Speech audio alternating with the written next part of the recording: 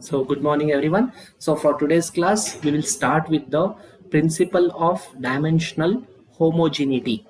So what is this dimensional homogeneity? I think in your basics of fluid mechanics, you have learned something called as dimensional homogeneity as a part of your fluid mechanics subject.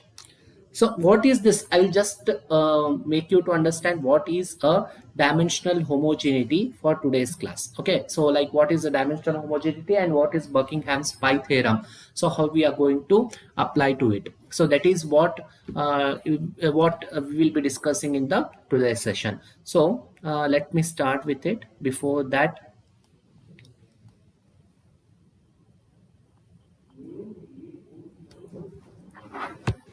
so what is dimensional homogeneity?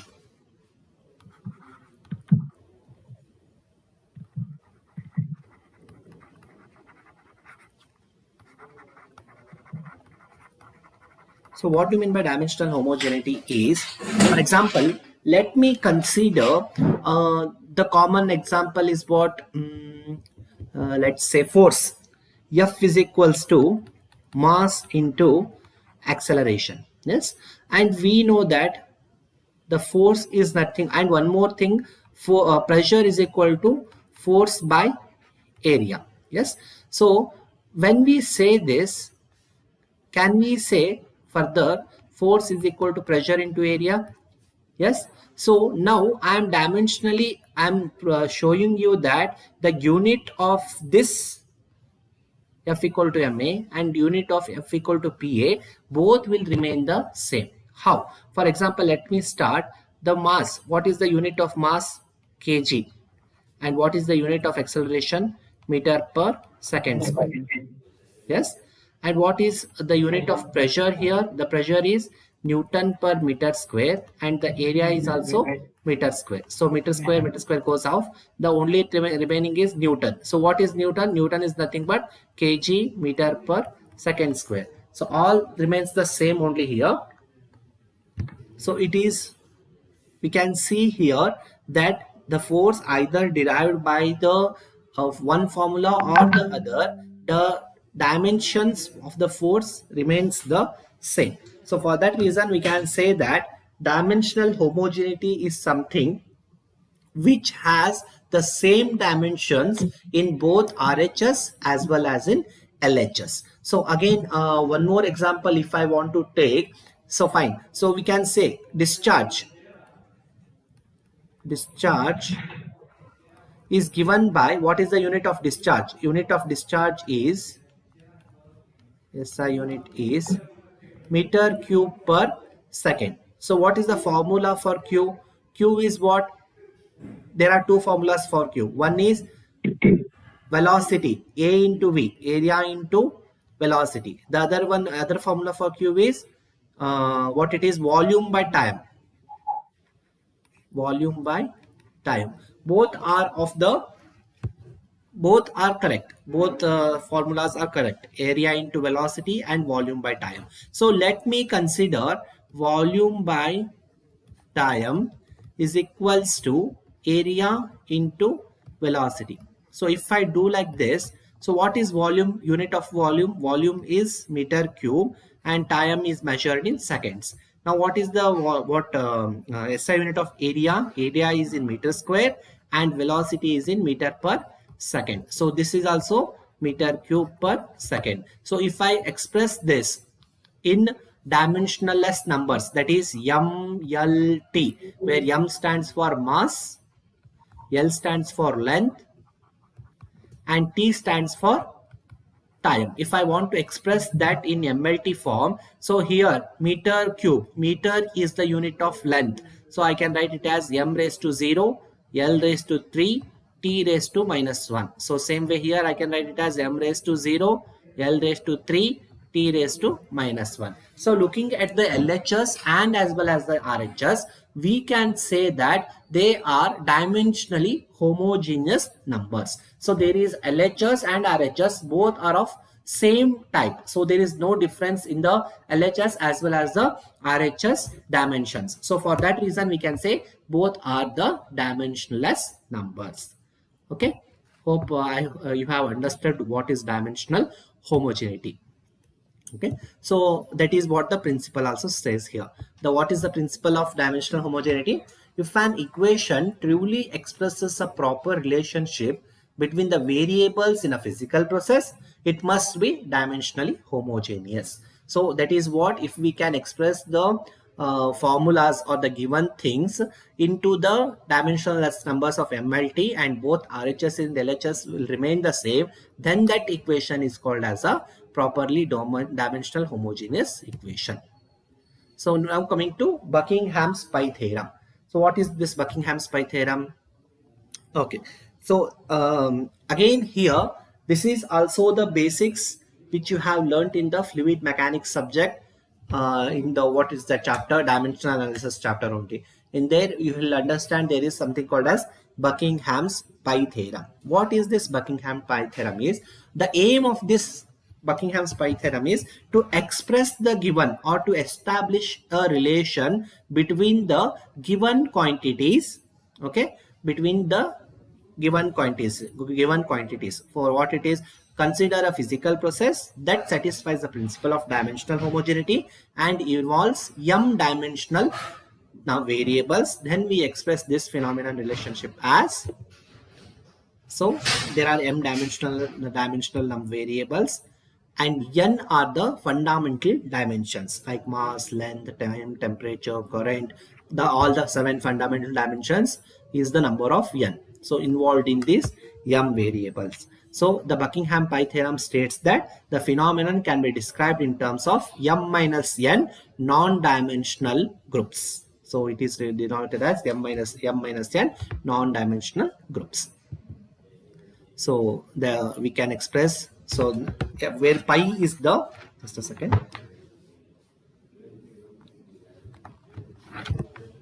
where pi is the dimensional or dimensionless number. So pi is equals to m minus n.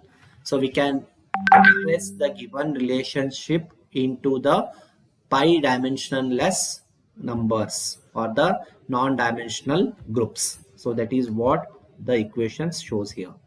So Buckingham, I will just explain one example. I will not go in detail of the Buckingham's pi theorem. I like in detail means 100%. I will explain one example completely, but will not go through these of many amount of examples. As I said that it is already been taught for you in the fluid mechanics chapter. Okay. So Buckingham pi theorem, let us consider fully developed flow inside a pipe. Diameter of pipe is d and its length is LP. Roughness of pipe is EP, it is epsilon P. Average velocity inside the pipe is V. Fluid properties required are density and viscosity. We need to find out the pressure drop. So number of variables, m is, see we can see here, count it. So the given variables are what? Before going to number of variables, let me take the given quantity. Given, what are the given things here? Diameter D, length LP, roughness epsilon P, average velocity inside pipe V, fluid properties required are density, viscosity. We need to find out the pressure drop, delta P. So we can say here 1, 2, 3, 4, 5, 6, 7. So number of variables given is 7. Okay. So number of fundamental dimensions is 3. What are those here? M, L, T. We can express all those. There is no temperature dependent factor over here. Therefore, if there is a temperature dependent factor, then we have to take temperature also. But here there is no temperature dependent factor, so need not to take any temperature dependent factor over here. Okay.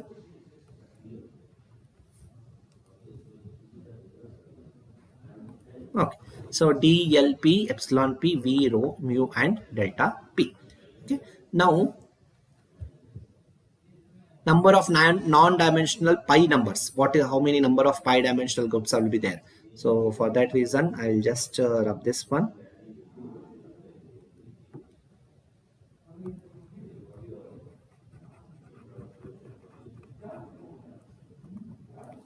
So m minus n is 7 minus 3, that is 4.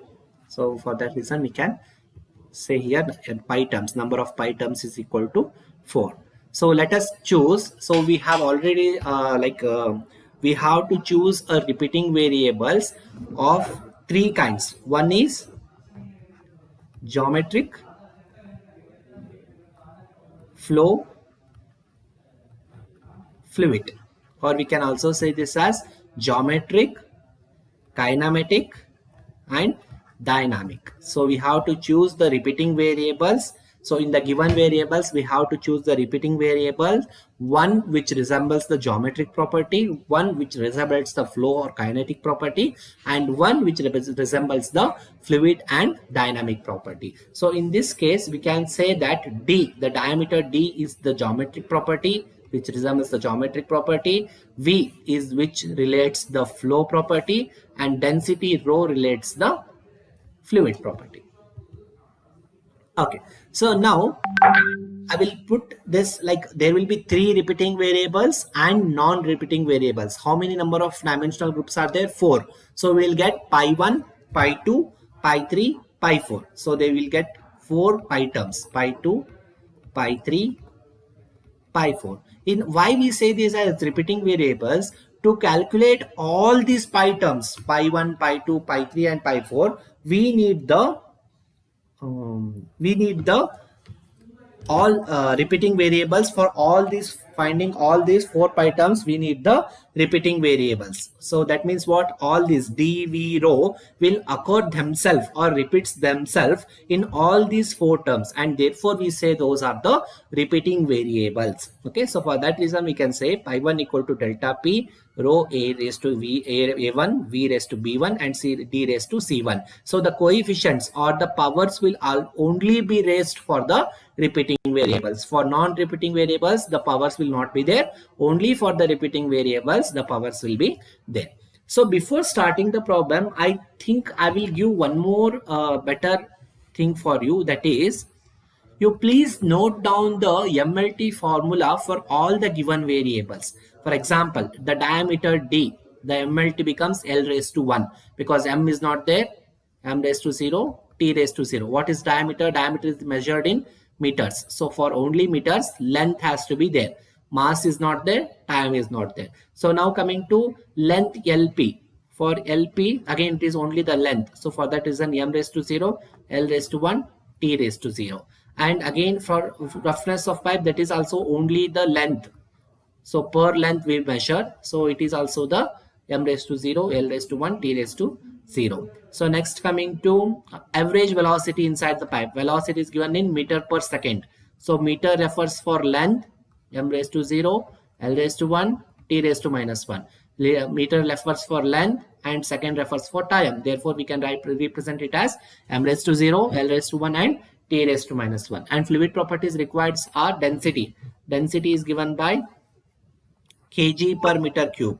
So if we say kg per meter cube, that becomes what? Kg is in mass, meter cube is L raised to minus 3, T raised to 0. So that is the density. Then coming to the viscosity, mu. What is the viscosity unit of viscosity? Newton second. So you just express this set in MLT form. That is your part of work. Okay. So again, delta P, the pressure also, Newton per meter square.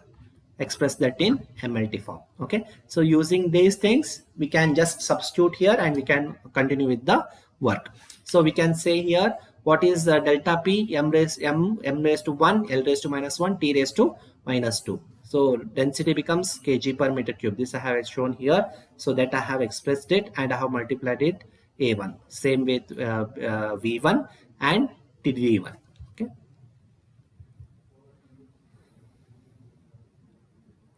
Now equate the coefficients here. 1 A plus 1 equal to A1 equal to minus 1. Same way L, same way T. So we can say here that A1 equal to minus 1, B1 equal to minus 2, C1 equal to 0, and C1 equal to 0. So pi 1 equal to, therefore pi, because you substitute these coefficients again here in the pi term. So pi 1 is equal to delta p rho raised to a1 rho raised to minus 1 v raised to by 1 minus 2 and d raised to c1 0. So we can represent it as pi 1 equal to delta p by rho v square. So this is your first pi term. So second, again pi 2, we are taking the length here. Same procedure repeats by itself. So equate the coefficient or the power of LHS and RHS. So you find M, L and T. So you will get B2 A2 equal to 0, B2 plus C2 equal to minus 1. So if you substitute it, you will get C2 equal to minus 1. You substitute it back in the pi 2 term. Pi 2 will be equal to L raised to P rho raised to A2. A2 is 0. V raised to B2. B2 is 0. And C2, D raised to C2. D is minus 1. So we can represent pi 2 as dLP by D. That is your pi 2 term, LP by D. So next pi 3 term. So pi 3 term becomes e raised to P, that is roughness, rho raised to A3, V raised to B3, D raised to C3. So again equate them, you will get pi 3 equal to e raised to P. So you can do this. I will just show you this again here. So how we can equate it. So LHS and RHS. M, you first group the like terms here. We can write it as M raised to A3. So is there any M terms over here? No. So next is L terms. L is what? L is 1 minus 3A3 plus C3. Plus B3 plus C3. So I have grouped it again L terms. Now I am grouping the T terms. The T terms will be what? Minus B3.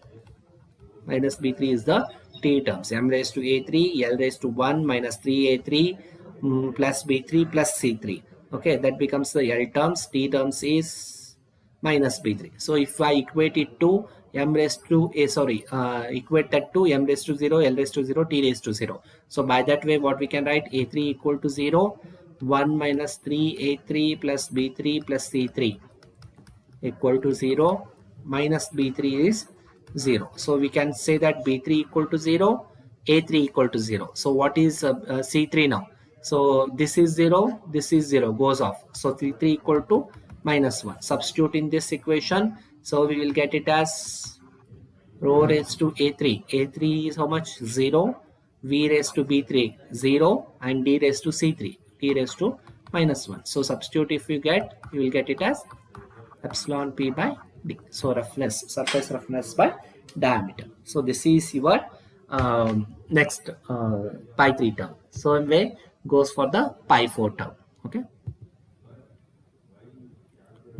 So substitute, equate, and you will get the pi 4 term, mu by rho v d. So now expressing the given terms into the pi 4, like all the what we can express it as f of pi 1, pi 2, pi 3, pi 4 equal to 0. So pi 1, what was our pi 1?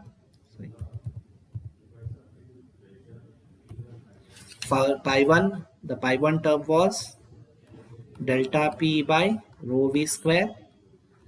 Pi 2 term was LP by D. Pi 3 was epsilon p by D. And pi 4 was mu by rho d. Okay. Now, before going for the further thing, I want you to understand here, these are dimensionless variable. Either you do it as pi 4 equal to mu rho vd or rho vd by mu. It doesn't matter here because the dimension either in this way or in that way, there is no dimension for them. So mu and rho vd are of the same dimension. Therefore, if you do it numerator to denominator or denominator to numerator, you will not get the dimension. The dimension, however, it get cancels. So for example, in this part you see LP by D. So what is LP by D? LP is measured in meters. diameter is measured in meters. So both will get cancelled. If I reverse this, then also it is correct because it becomes D by LP. So D is also measured in meter, LP is also measured in meter. So both cancels here. So the reverse, that the reciprocals of dimensionless numbers are same, so we can reciprocate it whenever we want according to our convention. So what we are doing here is, why I am reciprocating here is, so if I reciprocate rho vd, if I reciprocate it, it becomes rho vd by mu. So if it is rho vd by mu, it represents the Reynolds number, therefore we are reciprocating it. If we do so, then it becomes easy for the understanding. So that becomes what? Delta P by rho V square F of LP D EP by D and Reynolds number. So this is the Buckingham's pi theorem. Okay. So I think one or two more problems I will show you in the as a part of assignment. Okay, you can do that. So from Darcy's Weisbach relation, so we can write HF equal to 4FLV square by 2GD. So delta P equal to rho G HF. So therefore we can write it as rho V square equal to. So what is this? Darcy-Weisbach relationship. If you have studied in the the basics will be found from the fluid mechanics subject, where we will call it as flow of fluid through pipes. Yes, flow through pipes. The exact chapter name is flow through pipes. So if we see that in flow through pipes, there are two equations. One is Darcy-Weisbach equation and the other one is Chazy's formula. So these two are the main equations or the relationships in fluid mechanics chapter. So in that chapter, we can very clearly see that's Darcy-Weisbach equation. What it is? HF. What is HF? Loss of head due to friction is 4FLV square by 2GD. This is the last formula. Like at the end, you will get it as 4FLV square by 2GD. But before that, we represent friction factor F. This is called as the friction factor. So, and we know that delta P is rho G HF.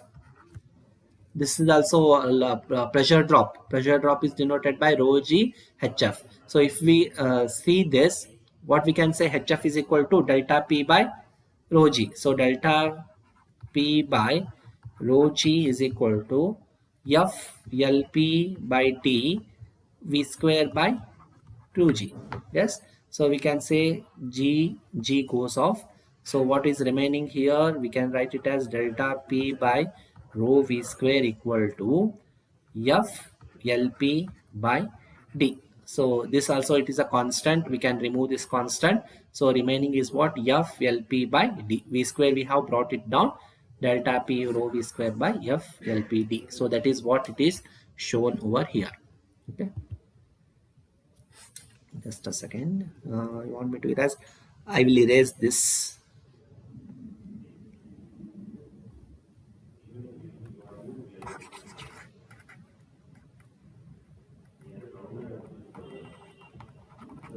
So F equal to F Reynolds number EP by D. So we can represent delta P by rho V square as F LP by D. So this whole thing as D by LP. So F is that, LP by D will go, and delta P by rho V square will also go.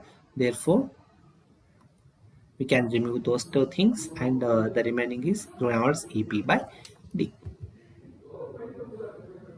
Okay, this is important. Just a second.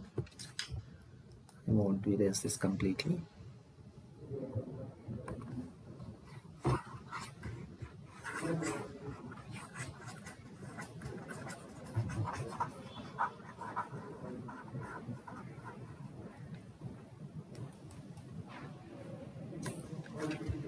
So if we plot a relation between Reynolds number epsilon by D and F, we can show that the friction factor 6 is given by 6L by RE. Okay, so that is what it's been shown over here by the diagram.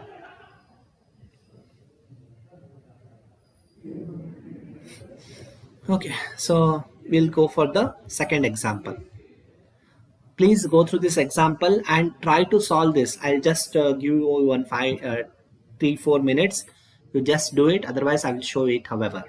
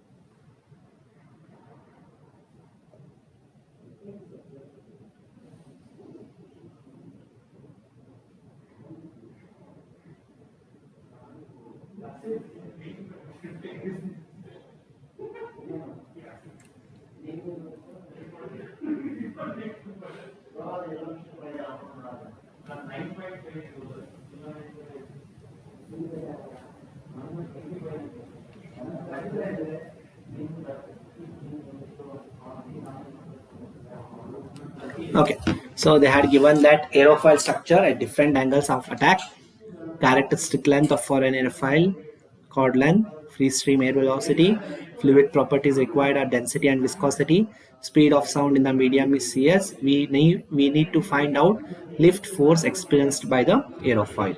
Okay, so here also count the number of variables: angle of attack, chord length, velocity 3, density 4, viscosity 5, speed of sound is 6, and for lift force is 7. So there are totally 7 number of given variables, and n number of that is 3 numbers of fundamental variables, that is MLT. So I think what is chord length? The chord length is the length of that aerofoil. That is called as the chord length. Okay. So number of dimensional, number of pi terms. So that is 4. So let us choose rho VL as the repeating variables.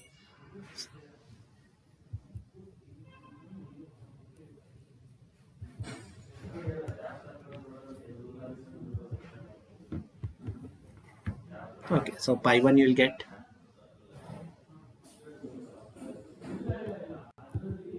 So pi 2 is this. Pi 3 is this. And pi 4 is alpha. So this is what the total thing. Okay. So I think please do this as an assignment, part of an assignment, this problem. However, I have shown you the pi 1 term completely, how it is solved. Pi 2, pi 2, pi 3 and pi 4, you please do it by yourself, okay, as a part of assignment. And what cross check with the given thing. Okay. Okay. So I think before we start this, I think we will stop the class over here. So tomorrow we will see the application part as well as the specific speed derivation parts. Okay, fine. So just a second. Thank you. So, when will other class start for 2017 scheme, sir?